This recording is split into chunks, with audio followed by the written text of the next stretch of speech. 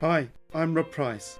Join me as I speak with pioneering founders and leaders of businesses in AI and Gen AI that are revolutionizing our world. Welcome to Futurise.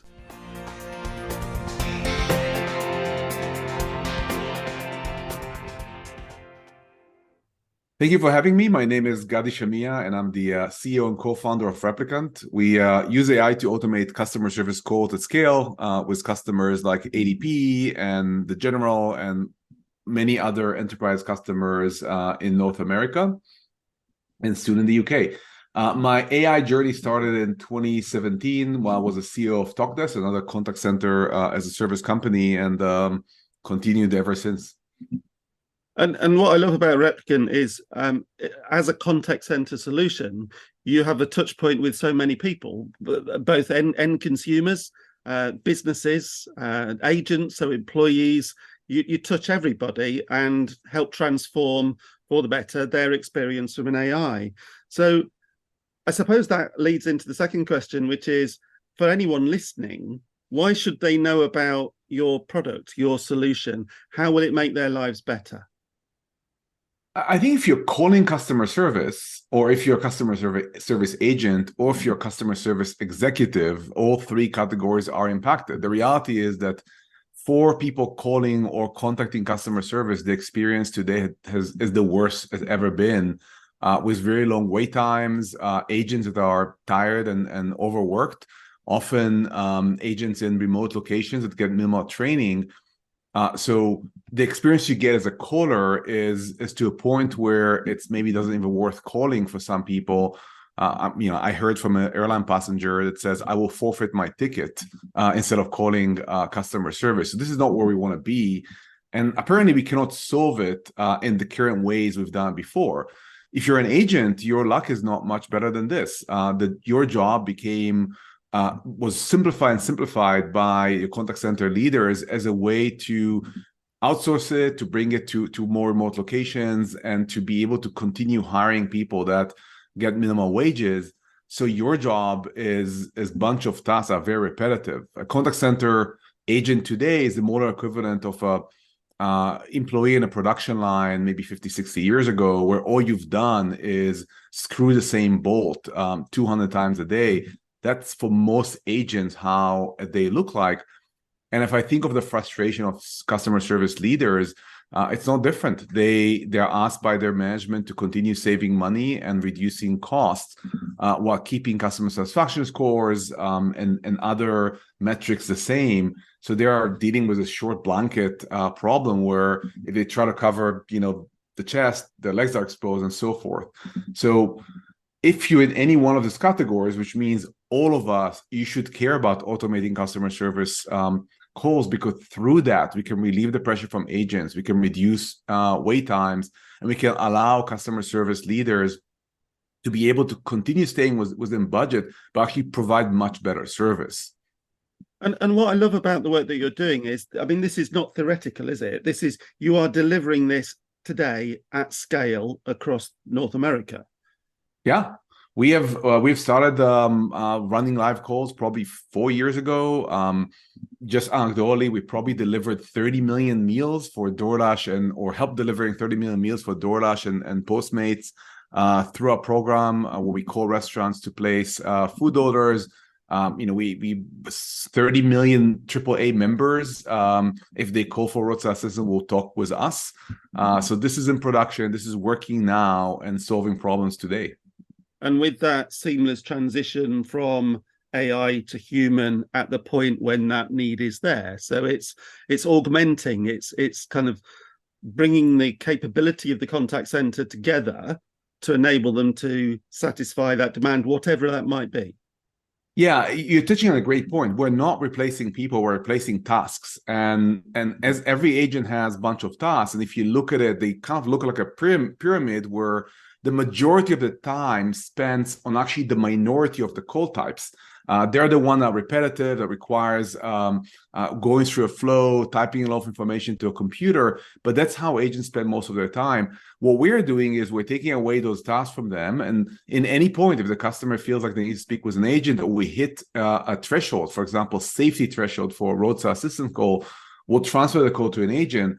And this interesting equilibrium allow customers to get help from AI right away. But if they get stuck with anything, or if we hit a safety issue, we can transfer them to an agent right away. And I mean, you touched there on the situation in which the consumer is ringing in, and those can be stressful situations. I mean, roadside accident as an example, talking to a medical professional as an example.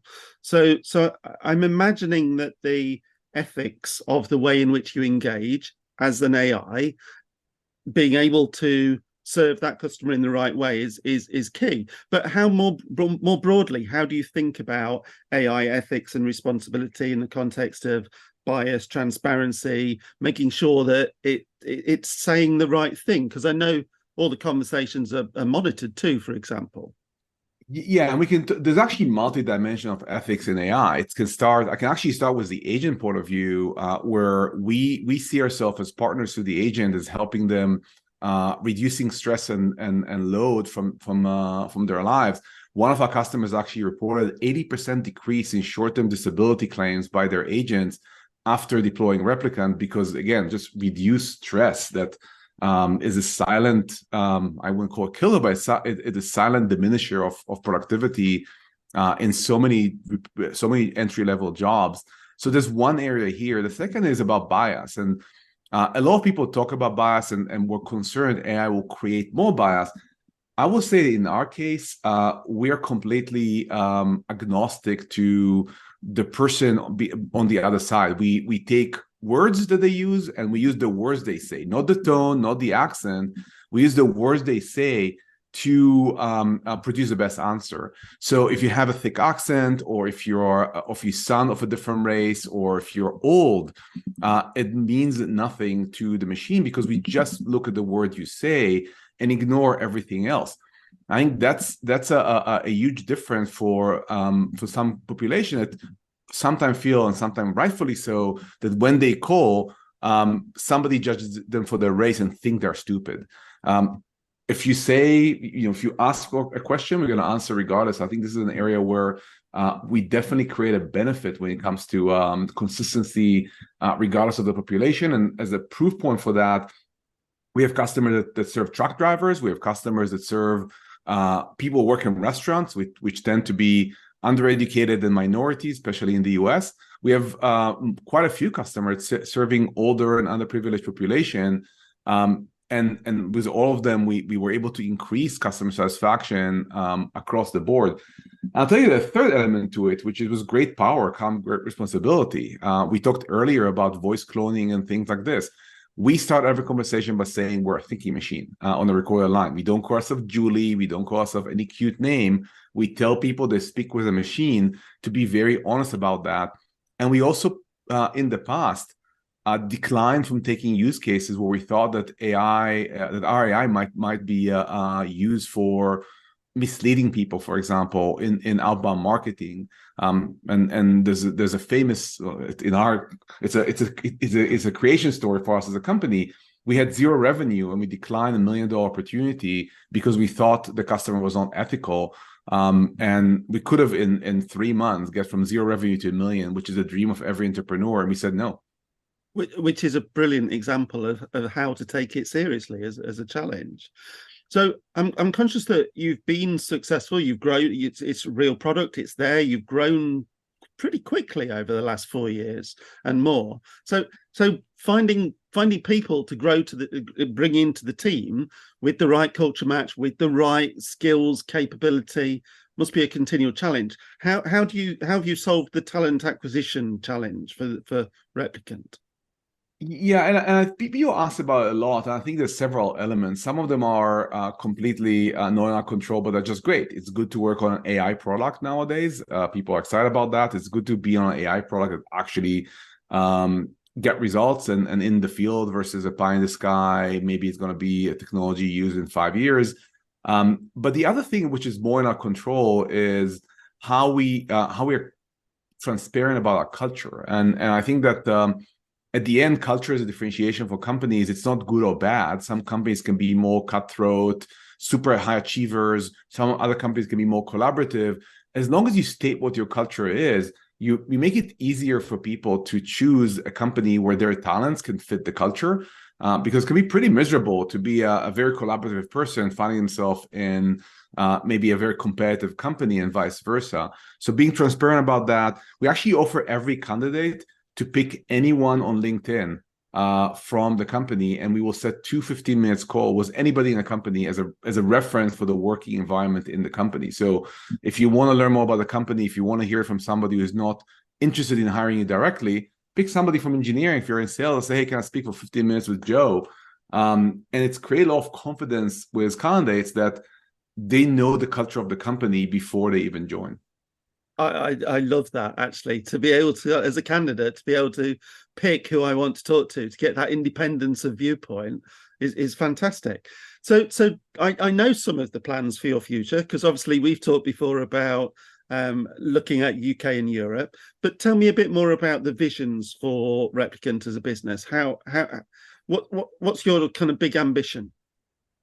Yeah, and I think growing internationally is something that companies do naturally at some scale, where they start proving market one, market two, which you've done already, and you kind of want to start getting into tip your toe into market 3, 4, and 5. And Europe is a great market for this as well.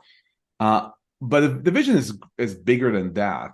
What to me, what's really interesting in this unique point of time is that we spend the last 20, 30 years, or even more than that, in the contact center space, trying to perfect a model that is fundamentally flawed. The model we're trying to perfect is complete reliance on people to resolve customer service issues.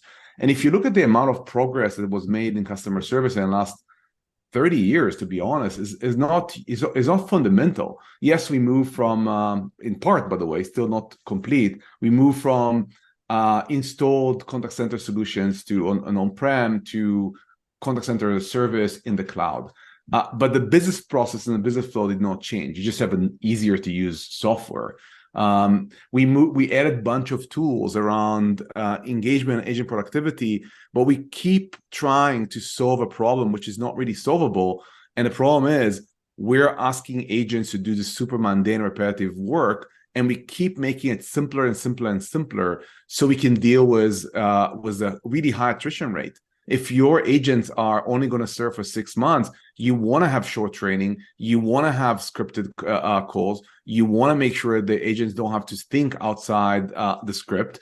So you just create a worse and worse and worse experience because of this price pressure and salary pressure. So in this point of time, we have the first opportunity using AI to really change it and build contact centers that are 80%, 90%, 60%, whatever the percent is, AI first, and being really smart about how to bring in agents to the conversation in the right time to solve the right type of problems. The one that required empathy, that we don't want to fake, or required creativity or out-of-box thinking or decision-making. Because at the end of the day, AI is a statistical tool. It can make really good decisions on average. But we as humans do a really good job making this unique, specific good decisions that maybe on average not great, but maybe the right decision for the right situation. And that's where I see the future. An AI first contact center that relies less on tools that bring agents down, and rely on tools that actually elevate agents. I talk about it a lot, but the agent of the future is not going to be the agent of today. It's going to be somebody working full-time for the company, passionate about what the company does. Whereas in airlines, it's going to be somebody passionate about travel, and not somebody 21 years old in the Philippines that never went on an airplane. If you're a barbecue company, you're going to have a grill enthusiast there, and they will solve the most complex issues, and therefore will create much higher value in the situations where this knowledge, this experience, this trust is needed. And do you think that's illustrative of the wider market? Because if we think of AI, generative AI, as augmenting, helping, accelerating, giving people information that helps them make a decision or add that creativity or depth of kind of passion, that could apply everywhere, couldn't it? You could be, I mean, in terms of contribution to the growth in the rest of the market, really showing the way about how it can be used as a help to humanity. Yeah, I totally believe in it. I have several scientist friends that tell me about how much faster they're able to run protein-based research models and probably do a work of a year in a month. But if you look at tasks, what AI does today is really takes a lot of the mundane work. It's maybe in 10 years it will be different. But do you like to proofread your work? No, but you can now go to ChatGPT, paste a text and say, can you proofread it for me? No one likes to proofread their writing, but no one will shoot anymore. If you're in marketing and you need like 5 alternatives for titles, you have all the right content, and maybe you're tired, you just want to get a better title for a slide. Just throw it into ChatGPT, get an answer. So the ability to start taking away this mundane task that no one enjoys, to me, is something we've been doing as humankind for forever. It just feels faster now, and it feels in everyone's hand. But we are fundamentally, as a race, pretty lazy, which is what made us what we are. And laziness is, what do I don't want to do anymore so I can do something better? And it was a lot about mechanical tasks in the last, probably from 1850 to the era of computers, and now it's a lot about mental tasks, and it's just going to continue. And again, the only difference with AI, just feel fast, but it's not different than anything we've done as a race for the last many thousands of years. Gary, it's been a pleasure to talk to you about your passion for AI and your business, Replicant. Look forward to further conversations. It was my pleasure as well.